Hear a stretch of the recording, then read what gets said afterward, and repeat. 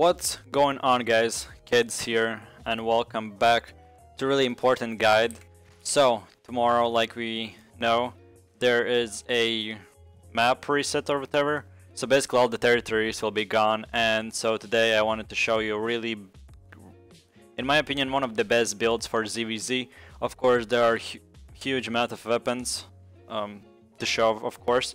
In my opinion, this is one of the best that can do one of the highest damage in open world, aka in ZVZ. Not being too expensive, it's still not too cheap, but it isn't one of the most expensive builds. So basically here it is.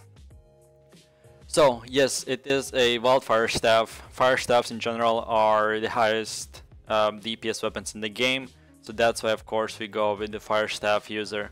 So basically the first thing is a mercenary hood. People are saying that a knight's helmet or guardian helmet are better, but in my opinion those you need only for tanks and people who are in the front. In the backline, in my opinion, better are cleanse, so you can cleanse either way your friends or your healers or whatever. In my opinion, mercenary hood is the best, so you can cleanse whenever, because people usually big guys or like big tanks go engage you or whatever and you get stunned, and that's one of the biggest things to have the cleanse, so you can cleanse your healers, yourself, so you can do more damage, back off or go in the front and that type of thing. So in my opinion, go for the cleanse. Also, good thing is if a lot of people have cleanse, go with Druid Cal. You'll be able to provide a lot of mana to your basically to your casters, damage dealers, as well to your healers. In my opinion, that's really important to have as well. So I would usually go with both helmets and see whatever I would need the most at the moment, but usually the cheapest and the safest thing is mercenary hood. Then for the robe, so basically I would go in my opinion for the highest damage, that is 58%. The thing is for Druid robe and Cleric robe that Cleric robe has 5% less damage and Druid robe has 10% less damage. One of the best things for Druid robe is obsessive burst, of course. The main thing usually for fire staffs would be getting the 8 stacks, like I showed you in the previous video about fire staffs. So one of the things would be, like I said, get 8 stacks and then do your E, that is like your powerful power or whatever. In my opinion, in ZVZs it doesn't work like that. It's really hard to stack and get your stacks up on a single guy, because it's usually either way tanks go and back off or clout users back off.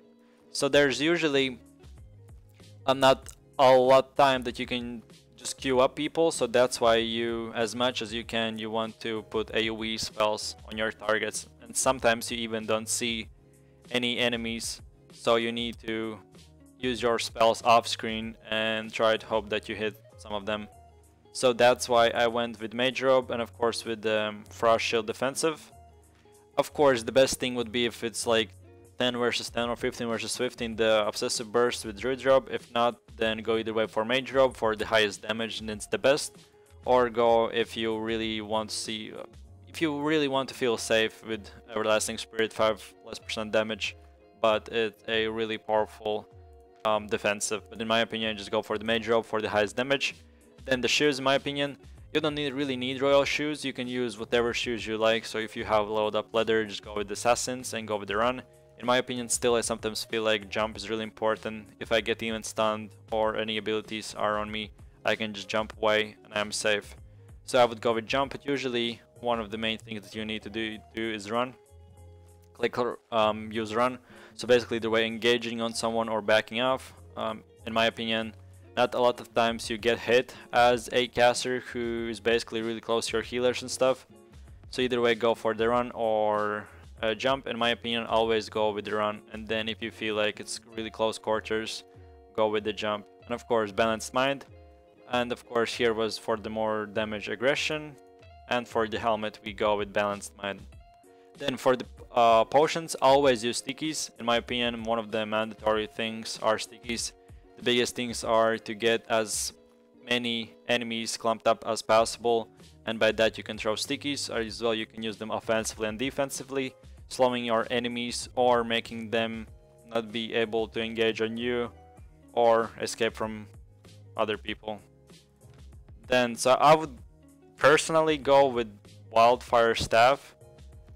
So there are two things. Either way, use the second Q, that is firebolt, that is a damage in 7-meter radius, or go with the normal Q.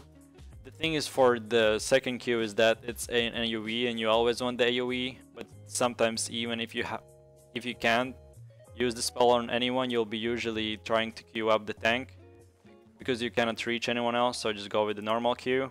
But of course it depends on situation, how close you are to the enemies. Then, so the second thing would be W. I would use the ignite if you haven't leveled up anything else. So like basically if you have a tier 4, if you have something more, I would just go for the wall of flames because it's really powerful, and whenever tanks engage you can just help out your team and put the wall, and it will help out and basically just make tanks vulnerable to you. So then of course we go with the magma sepper. So this is one of the big things. It's like people are calling it meatball. It's one of the most important things that are based about this weapon is the meatball that does so much damage, especially if people are clumped up. And of course it does a fire effect that still basically reflects and have target. If you hit the target, it has a ignite on him and he's still basically on fire for 5 or 6 seconds, taking starting from 50 damage to more every second. And of course this damage cannot be reflected, so that's one of the big things as well. The cooldown is only 30 seconds, so usually whenever people engage on big ZVZs, usually it's followed up by soul sight and then all the spells are thrown. So soul sight basically, in my opinion, has the same thing, especially if you use an omelet. It will be a bit less, so that's why you always want to have your basically same cooldown abilities or even lower than soul sight, so you can always follow up the soul sight users.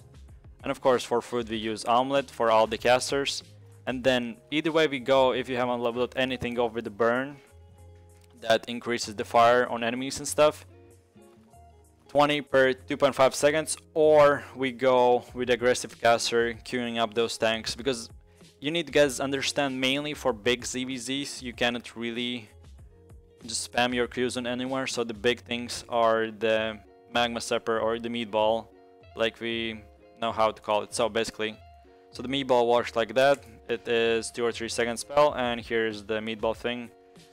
I know, looks awesome and does a lot of damage, especially if people are clumped up. So usually for ZVZs there are a lot of frost stuffs, there are a lot of I don't know, like many weapons, and in my opinion one of the main things that is missed is because usually people have a lot of stuns, they have a lot of AoE and everything, but they miss out on really powerful weapons that can just delete a team if it's stacked properly. So the important things are, for example, here are these two animals. We use our meatball on both of them, doing huge amount of damage from the start. Of course the thing is really slow, but right now you can see they already have half health, and I don't need to have any stacks or anything. And then as well they have the fire thing, so all the things as well, the wall of flames can cancel all the casting spells that they are casting. So that's really important as well as just countering the tanks. Wall of flames, that's why we use it for our W. Of course the great fire, that's why I have it here. The frost is as well good. Both of them are still good in my opinion. Basically it's not the cheapest, but one of the cheapest and the best viable things is wildfire staff. So I would use personally sarcophagus shield. Of course you can use a tome that increases your cast speed or whatever, and the new artifacts in my opinion. Sarcophagus, I have leveled it up, so I'm using it as well. That 8% defensive versus players and stuff, whenever someone is engaging on us, I have a lot of times left with just 2 or 3% health, and I wouldn't been if I haven't had the sarcophagus. So with the builds you don't always want to go really glass cannon or like really cloth that people can just one-shot you. You as well want to have at least 1 or 2 defensives, so that's why basically all of our things are mainly defensives. Our mage robe is basically, this frost shield isn't a huge defensive, but it's just meant for the highest damage, giving percentage wise on the base stats. So one of the things are royal shoes, as well as, well, the best things for ZVZ is that you can use things offensively and defensively. Right now battle mounts aren't a huge thing in ZVZs, they have seen really rarely. Of course they have seen, but like I said, rarely. So the main things are still the people and the weapon. So that's why as well we use Mercenary Hood. As well, in future videos I'll try to show off and get hold on my hands one of the battle mounts and show how you can counter them, how they work, what stats they have, and that type of thing. So basically that's that. Appreciate everyone for watching. I hope you enjoy. If you have any questions or anything like that, keep them in comment section down below. Click like if this was helpful. I hope it is. Tomorrow there will be a lot of ZVZs, and I hope that with Freaks and with Walk we'll be fighting in Mercia. So I'll not be streaming, but I'll be recording, editing that, and on the next day, that will be basically Sunday, I'll just post a video or 2 or 3 even videos, depending on how long they will be. Maybe even a tutorial how to kill the big territory things and claim them, as well as just big ZVZs and stuff. I'll just try to throw all of them in one video or 2 even. From my perspective as well, there will be other fights that I will not be participate. That will be one of my friends who is usually a tank, and you have seen him in previous videos, will also have some footage for you. So not only from my perspective as a caster, but as well from a tank. So you can basically see both perspectives and from different fights. So that's it. Be sure to check those both things out tomorrow. Comment down below suggestions for future like weapon guides and stuff, what I should do. And thanks for support, guys. Peace.